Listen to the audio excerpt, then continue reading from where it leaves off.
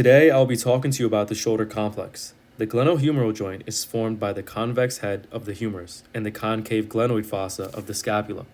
This is characterized as a ball and socket synovial joint with 3 degrees of freedom. Now, because of the size of the articular surface of the glenoid fossa in relation to the size of the humeral head, this makes the joint inheritably unstable.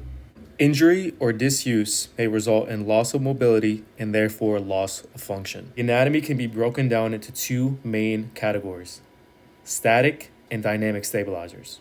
The static stabilizers are the articular joint, ligaments, and the bony configuration.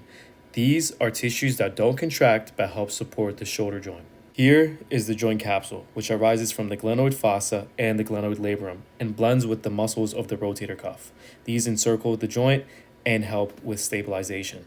Within the capsule, there are 3 main bands that help reinforce this stabilization. Superior glenohumeral ligament is the main restraint of the inferior translation, adduction, and lateral rotation with the arm at 0 degrees of abduction or by your side. Middle glenohumeral ligament is the main restraint to anterior and posterior translation, lateral rotation at mid-range of motion or at 45 degrees of abduction.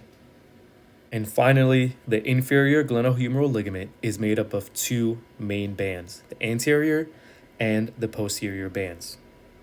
The anterior band is the main restraint to inferior translation and lateral rotation at 90 degrees of abduction.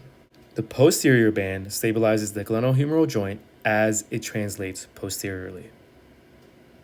Now, in patients that present with frozen shoulder, the ligaments and the capsule become excessively inflamed and tight. This will restrict the normal motion and limit the patient's function. Next, let's talk about the dynamic stabilizers that consist of muscles that surround the joint. These are muscles that contract to produce movement. Tissues that provide the most stability and reinforce the shoulder joint are the 4 rotator cuff muscles, which are the supraspinatus, infraspinatus, teres minor, and the subscapularis. The supraspinatus line of pull allows it to compress the humeral head into the socket for greater stability, as the larger deltoid muscle pulls the humerus bone superiorly. The infraspinatus and the teres minor are external rotators and work with the subscapularis, which is an internal rotator, to further compress the humeral head into the concave glenoid fossa. It is this mechanism, combined with the labrum that encircles the glenoid rim, that helps establish proper joint movement. When the rotator cuff muscles contract, they pull on the joint capsule and cause it to tighten up. This essentially aids in controlling the ball or the humeral head as it resides into the socket or the glenoid. As you can see, if the capsule or the rotator cuff are not functioning correctly, there is a dysfunctional movement that can occur, which can over time lead to further pain, weakness, and inability to use the arm for activities of daily living.